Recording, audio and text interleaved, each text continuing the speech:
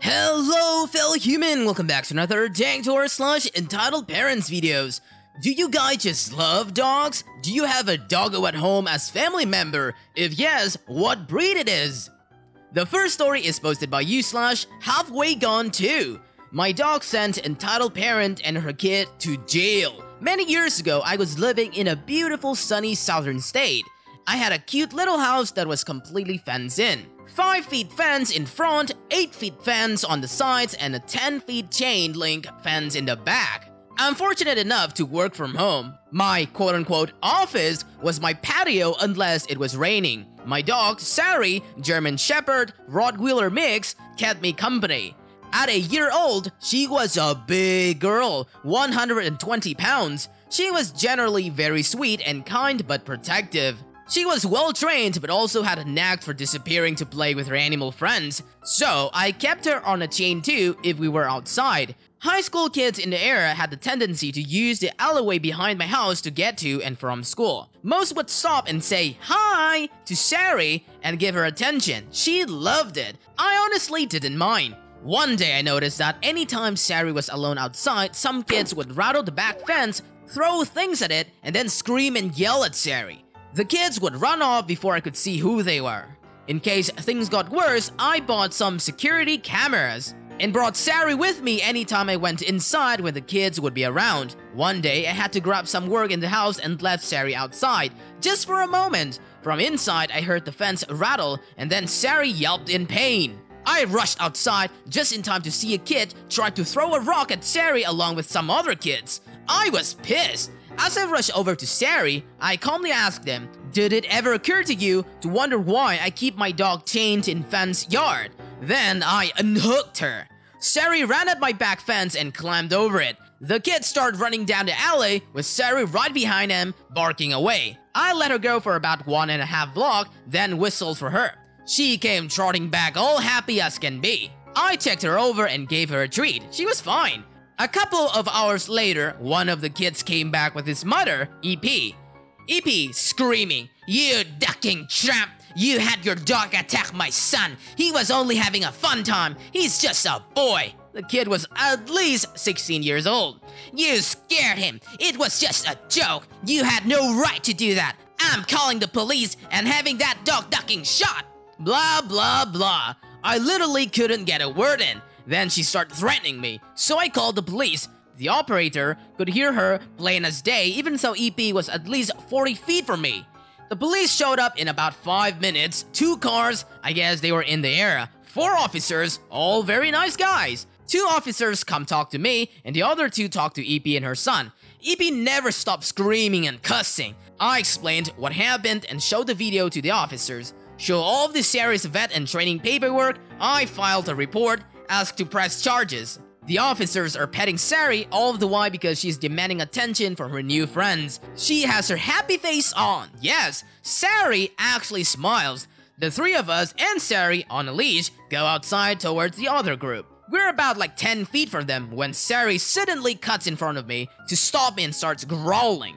The skin around her face went tight, making it look like hair-covered skull.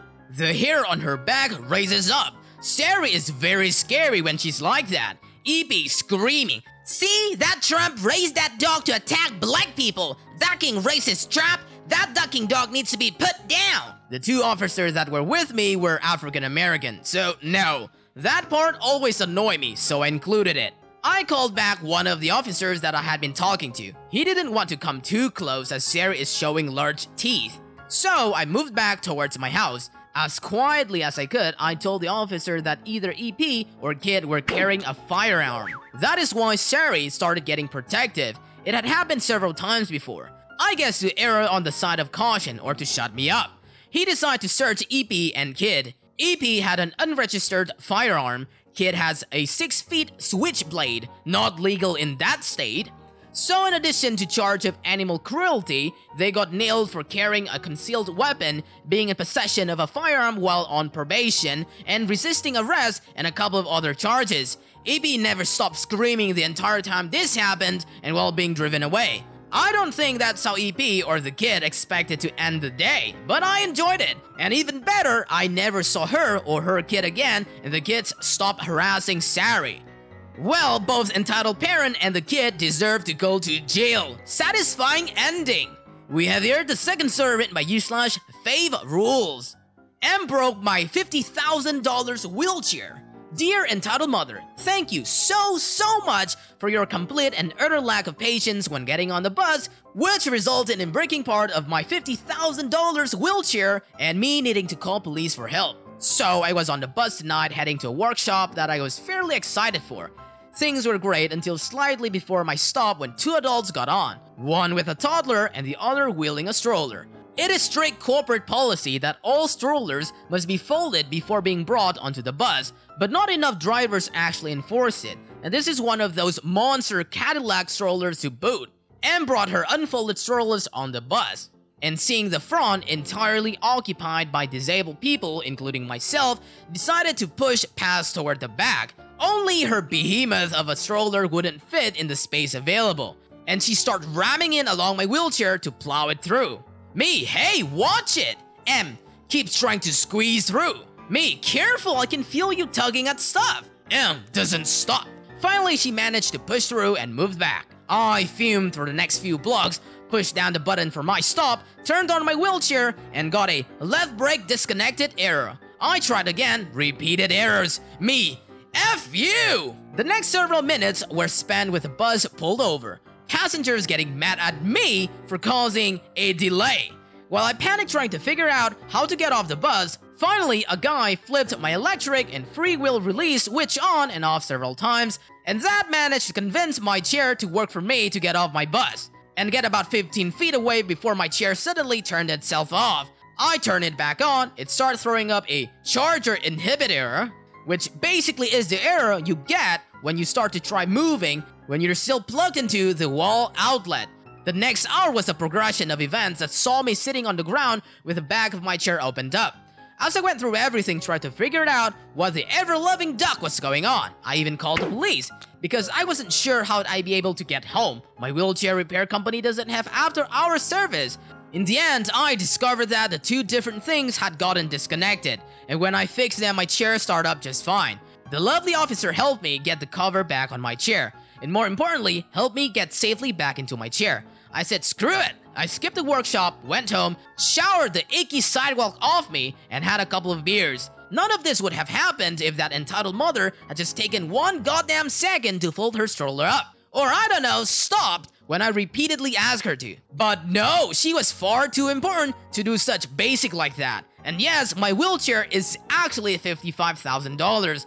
I know that sounds a lot, but given that, according to the order form I just looked at, the joystick cover alone is 85 bucks, it doesn't surprise me at all. It has 3 different tilt adjustment settings that drive the cost up enormously. I love shouting at people who drive too close to me that my wheelchair costs more than their car.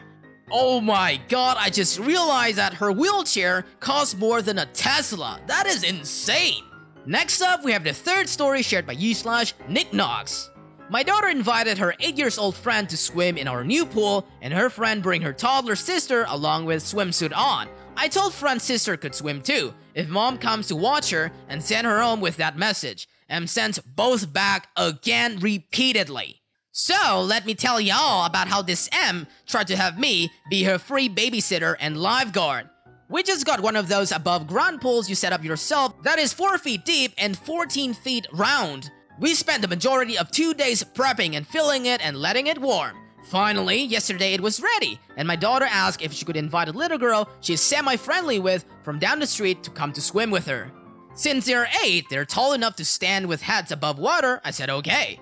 Well, her little friend brought her toddler sister, who is probably on the younger side of 2. Definitely too small to stand with head above water.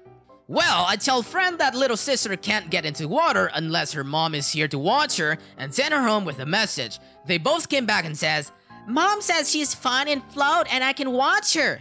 And I said, no, it's not fine. I do not think an 8-year-old is responsible enough to watch a toddler in a pool. And I'm not going to be the one watching her either. You need to tell your mom either she comes watch your little sister or she's not getting in the pool. They both go home and then both come back. At this point, I am livid and walk back through their house with them and pound on the door. No answer. I keep knocking, and then garage door starts to open with this woman backing her car out. I quickly went and stood at the end of the driveway with all the kids in tow, both of hers and both of mine. She gets out of her car all pissed off and asks me what my problem is. And I tell her my problem is that I'm not her babysitter. And I'm definitely not going to be responsible for keeping her baby from drowning in my swimming pool on my property. She then proceeds to start baby talking her own kid, saying, "I'm so sorry, babies. The main lady isn't going to let you swim. I'm so sorry, princess." And on and on. Of course, toddler bursts into tears, and then Em screams at me, "Look what you have done! You have made her cry and ruined her day! Hope you're proud of yourself!" She then snatches up little sister, who is screaming, and tosses her in the car and screams at Fran to get in too. Fran is red in the face, and you can tell she is so embarrassed and just mumbles sorry while climbing in the car. Em then proceeds to peel out her own driveway, and we walk back home. Tramp! Since it seems to be assumed I was not leaving the kids unattended, I was right beside the pool doing yard work and planned on continuing once all the kids were in the pool. I did not want to watch small toddlers in the pool, as she would require extreme supervision, like sitting and staring directly at her kind of supervision. She could not even stand with her head above water. Also, on top of that, my rule was refused when I asked politely the first time and demanded the second time. And then this woman tried to leave after knowing I said no. For anyone who's saying, "Well, you could have just watched her," no, I couldn't. I didn't want to, and I don't need a reason to not be a free babysitter for a tiny toddler that I have literally never met. Well, in the entitled mother's views, anyone with kids are free real babysitters. Moving on to the fourth story shared by u/Nordenfeld. Best entitled parent shutdown ever. I dearly wish I could claim this was me, or even a relative, so I could claim this degree of clever was in my genes, but it was not. It was a bouncer at a small town club. And when he made the comment, there weren't even the expected cinematic "ooh" or "what" one would expect. Just a dead, echoing silence from about 40 onlookers. No need for cast, how dumb are you? This mother and daughter pair were trying to get into the club late in the evening. The daughter was clearly young and actually reasonably attractive in a quite nice, fashionable, as my best fashion blind eyes can tell, outfit. The mother was not obese, but certainly overweight, and had shoehorned her corpulence into hot pants and a tank top that would have been trashy on a supermodel and friends. She was no supermodel. Badly dyed stingy hair, cheap bulky jewelry, spray-on orange skin, and all the trailer trimmings. I didn't hear how the exchange started, but clearly these two were trying to cut ahead of the line. The bouncer, this massive action figure of a black man with an oddly babyish face and the patience of Job, has denied this effort. Hilarity ensued. The daughter threw a few verbal jabs but seemed to be just mildly irritated. The sideshow butthole of a mother lost her bloody mind, shrieking racial epithets that would curl the ear hair of the plantation owner, and every horrific name you care or do not care to imagine. Interspersed with expected, "Do you know who I am?" and the "Get the owner," etc.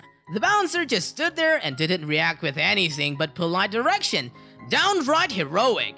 After a few minutes of the vile screeching, the daughter is now embarrassed as hell and trying to pull the mother away. People are gathering to watch, and the whole thing has become a spectator sport.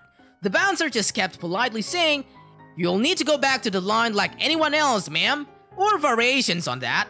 By now, the woman wasn't even trying to argue the point, just squealing and revolting, and at this point, quite repetitive insults. Then she screamed that he was an awful bouncer and would get fired that night.